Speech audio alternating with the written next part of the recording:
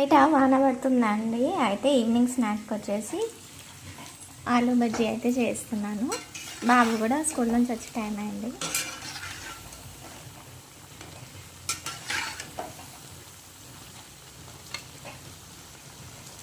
ఇదిగోండి రెడీ అయిపోయిన దాంట్లో లైట్గా చాట్ మసాలా పైనుంచి వేసుకున్నాము.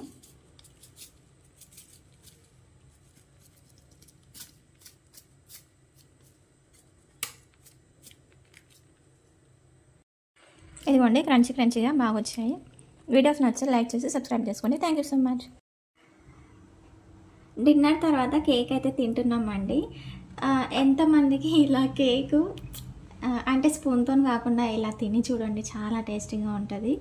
ఇలా ఫింగర్స్తోని ఇలా తెంపుకొని తింటూ ఉంటే చాలా టేస్టీగా ఉంటుంది. ఒకసారి ఎప్పుడైనా ట్రై చేయండి. వీడియోస్ నచ్చితే లైక్ చేసి సబ్స్క్రైబ్ చేసుకోండి. Thank you so much.